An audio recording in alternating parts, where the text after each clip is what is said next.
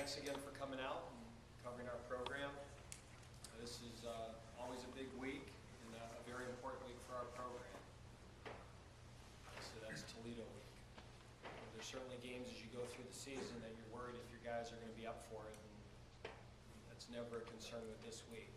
This is, again, a huge week for our program, and it would be every year. Certainly the impact it has on the MAC makes it even more important for us this year. And aside from the rivalry and everything that's involved with it, the bottom line is this is an excellent football team we're playing. In my opinion, this is the best Toledo team that we've faced in my 5 years as the head coach here. Their offense is extremely skilled, but I think it starts with their offensive line. They have an excellent offensive line. Their center is a big-time player. Their guards are excellent. They're physical. Their tackles are very good in pass pro. It's not missed them. They've only given up 3 sacks all year, which is incredible 7 games into the season. And their skilled players on offense read like a MAC All-Star team. Terrence Owens has been a 4-year starter at quarterback. Clawson, if he's not the best running back in the conference, is certainly up there in that elite group of 3 or 4. Their receivers are big-time players. Reedy, Olak is an excellent player. Russell, Macon is a really good player who is very versatile and can throw the ball and do a lot of different things. And so they're offensively, they're a very tough out. It's a challenge to get those guys off the field. They're capable of scoring a lot of points very quickly. And you combine that with, in my opinion, it's the best Toledo defense that we've faced. They've always been good on offense. Their defense this year has made a really big upgrade. Their defensive numbers have never been better. They changed their scheme, and I think it suits their personnel very well. Their defensive line is strong, they're physical. Their linebackers are downhill players, and they're good tacklers, and they're very athletic in the secondary. They don't give up big plays, and you always look at why is a team successful, and I think with Toledo, number 1 turnover margin, they're +8 on turnover margin. They've created 16, 4 weeks in a row they've created a turnover that has led to a defensive touchdown, which has to be some sort of record. And they've only turned it over 8 times. And you also look at their sack ratio as, their defense, they're really, in a lot of cases, based with a 3-man rush now, and yet they have 20 sacks and they've only given up 3. So they've done a very good job of taking care of the football, making explosive plays on offense, and then on defense, the ball is not getting over their head, and they're creating negative yardage plays with a 3-man rush. So this is, again, I think the best both teams have been going into this game. I think it's going to be a great football game, and we're excited to play it. With the injuries on both sides, obviously Voss out for them and maybe Llewellyn, Gowan out for you guys, how much does that change the complex of this game? I think any time that you play a game, I don't care who you play, if you're playing in October, injuries are going to be a factor. 2 years ago, Adonis Thomas missed the game, and welcome to David Llewellyn's coming out party. So he, we certainly, we're going to miss Chris Gallen, but we have other players that we feel good about and we believe in. And, if David Llewellyn plays for them, I'm sure they're thrilled. If he doesn't, all you have to do is watch the film, and they have other guys that are more than capable of carrying the football and making plays and running their offense. So they're loaded at tailback. They're, McDowell, Jones-Moore, and obviously the game that Kareem Hunt had last week. But, they've recruited well, and they have depth. And I think we recruited well, and we have depth. So, again, that's college football. And again, I think when you play a game in October, and I threw this out there, I think last year we played them in September, and the question was asking me when would be the best time for this game. I think it's this weekend. I'd love it if it was this weekend in October every year, because once you get to November, it becomes MAC football during the weeknights, Tuesday, Wednesdays. And if you have, this is as late as you can make the game, that it's on the weekend, on a campus with the students in school, and then again as the year plays out, I think the game even sets up to have more meaning. Last year was the MAC opener for both teams, and this year we're both in a pennant fight. How do you handle rivalry week? Do you do special things, or how do you always address those? I don't know if there's a cookie cutter answer to that. I think we're fortunate to have a game like this. I have a lot of friends in college football that they coach at other schools, and they say, "Who do you have this week?" I say, "We have Toledo. Is that a big game?" I said, "It's a huge game, big rivalry." Boy, that must be nice. Why? You don't really have a rivalry, do you? No. Do you know how many schools really don't have rivalries? That there's not that one game a year that, we're fortunate to have that game here. And, I think it's twofold. I think when you have a good football team, which we have, and you have older players, they know the importance of the game. And you don't have to blow it up and talk about the history of it, and because our players already understand that. They know that. They've been educated on that for 4 years. So you really have to focus on the execution of it. Now, 2 years ago when we played them in 11, and we were playing with a ton of freshmen and a ton of sophomores, I think you have to educate them more in terms of what it means, not just to our season, but to everybody that ever played football in Bowling Green or at Toledo, and the meaning that this game has. So, again, with this group, they know the importance of the game. And, the challenge is, being able to make the blocks, and make the tackles, and make the plays you need to make in order to beat a very good football team. Dave, you mentioned at the beginning that certain weeks you have to get the guys jacked up, and this isn't one of them. Does it go perhaps the other way, that the worry is to get them too jacked up or be too excited? Yeah, I think that's it sometimes, but that's each individual controlling it on their own. You're not going to do anything as a coach to diminish the importance of the game. That wouldn't be showing the rivalry the respect it deserves. It is what it is. It's a huge game. It's our rivalry game. We're in a pennant fight. We have a goal of winning the MAC East and winning the MAC, and this game is critical to that process as well. And it is what it is. But the preparation for what they do, the problems that they present, the skill level that they have, that's enough of a challenge. I would say this: if we played this talented of a football team in the MAC, and it wasn't Toledo, I think our guys would still be out for it because they know how good the team is. We have not had a problem getting up for the Ohio game because every year our guys know how good they are.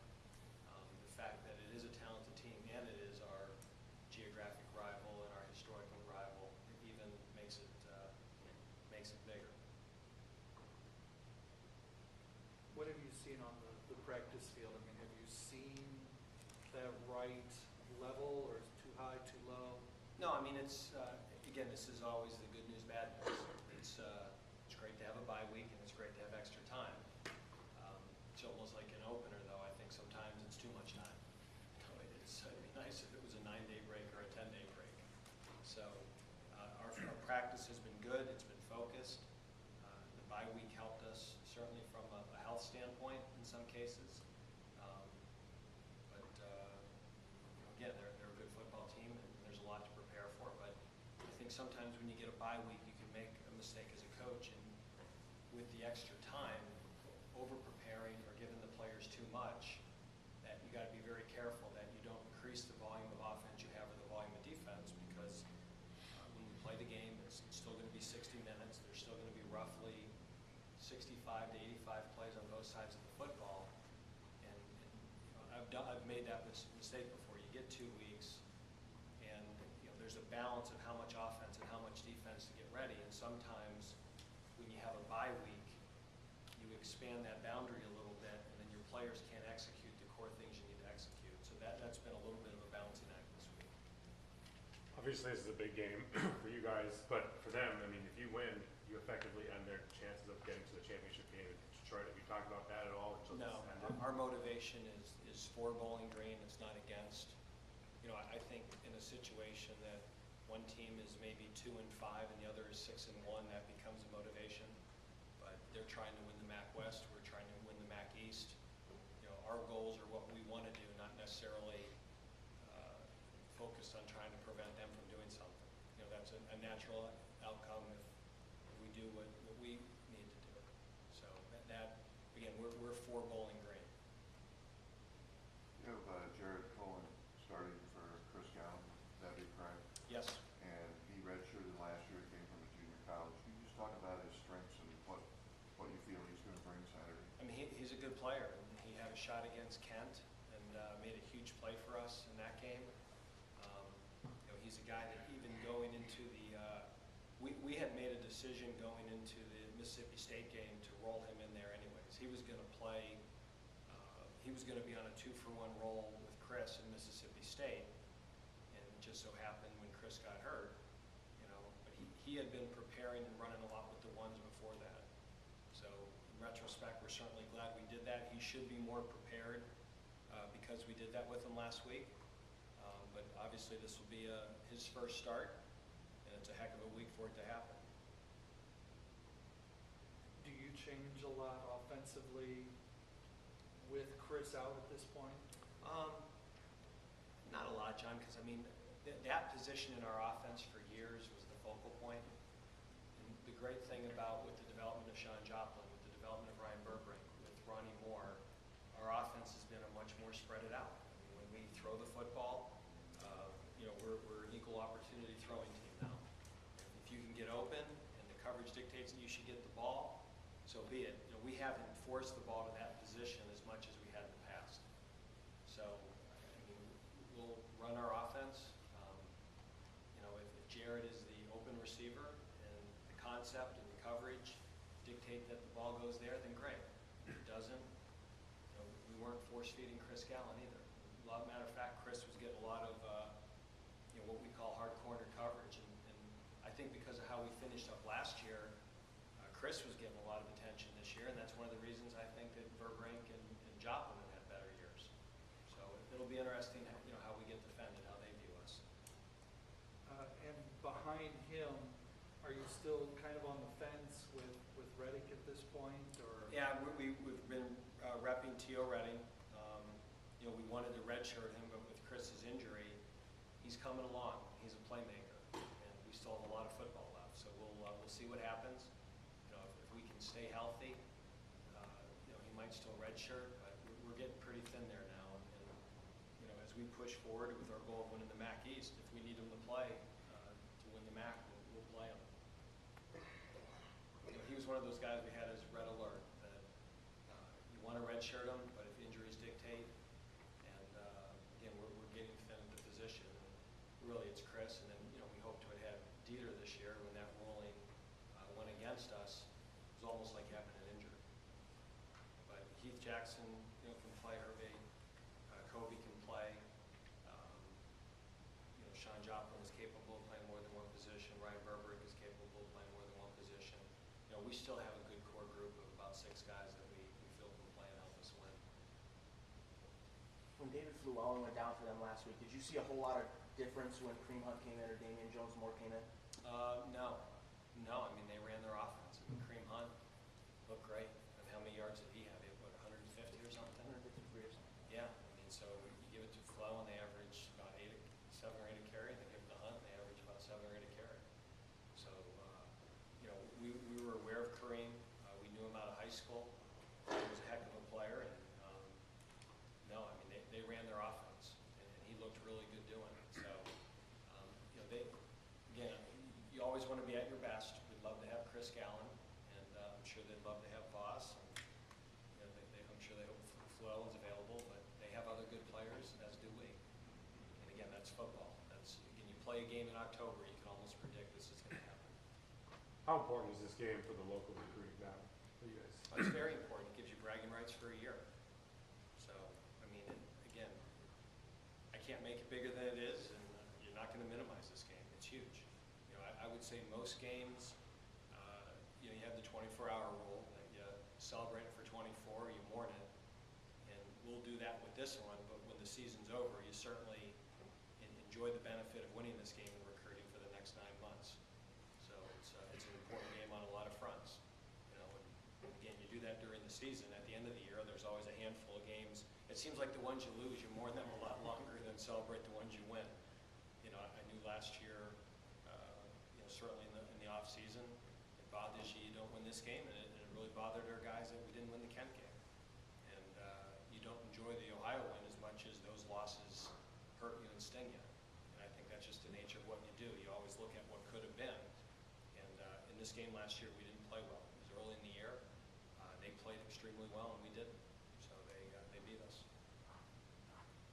Was there, looking back at the game last year, was there one thing in particular that bothered you about the play? I mean, one area maybe? Well, we got off to a really slow start on offense. I think the first 3 or 4 drives. And we were certainly a different offense then. I think, last year we threw the ball well against Florida, then we threw it well against Idaho, and we didn't throw it very well against them. And 3 weeks later, we really became a running team. And so I think we have a much more balanced offense. And I think we have a better feel right now for what our offensive identity is than we probably did this game a year ago. But, we got off to a very slow start on offense. They hit the big play early on a 3rd down, and we fell behind early. And this is not a team that it's very hard to play catch up against these guys. They're a good football team. So it's, we obviously need to get off to a faster start than we did a year ago, and then we have in a lot of games this year. Is there a fix to that? I don't know if it's a fix. It's executing better early.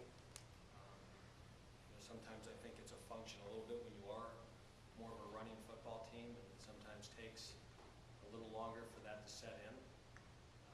But we probably we just need to be more consistent earlier and sustain blocks better and make more plays. I don't know what else to say about it. We don't. Kent game we got off to a fast start, and some other games we haven't. In almost every game, at some point, we've played well and got it going. But when the level of competition rises up, which it did our last game and it will this game, I mean, one side of the ball can't not show up for a half and allow you to survive it. And against a team like this, you're going to have to play well for 4 quarters. And we've had other games like that, and we'll have other games coming up that will present the same challenge. You've been in various stages of rebuilding over the last few years. It's the first time you've gone into this game in a few years feeling it's justifiably you had the favorite team and that maybe you should have an upper hand. I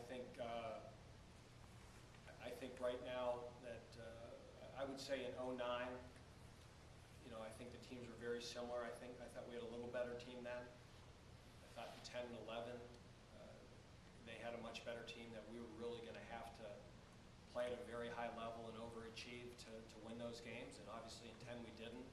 In 11, I thought we played a very good game against a good team, came up short. Last year I was disappointed with how we played. I thought that should have been a more competitive football game. And I think this is as good as both teams have been going into this game since I've been here. So, like I told our team, they are a good football team that has good football players. I believe we're a good football team that has good football players. And the team that performs the best on Saturday is going to win. And it's as simple as that. I think both teams have really good football players this year. Do you hear more from alums, former players this week than in other weeks during the year? Yeah, I mean, you have more former players that maybe send you a text, or alums you've met, or you get the emails. There's no question that there's certainly a lot more ticket requests this week. So, I get the same amount every game, so I don't get extra this week. But there's this. If you're a football player at Bowling Green, or if you're a football player at Toledo, I mean, this week has significance. So I'm sure Matt's getting a lot of those calls in Texas too, and we are. And again, that's what makes the game great. That with both programs, I think there's a real emotional investment in this game, not just by the current team, but by former coaches, former players. If you've played football at Bowling Green or you've played football at Toledo, this week has significance to you. So again, yes, you hear more from people, and it matters to them. Has what you're hearing varied much from years past? No, it's a pretty simple message. Like could be summed up in 2 words perhaps? It could be summed up in 2 words, and sometimes what those 2 words are changes from phone call to phone call.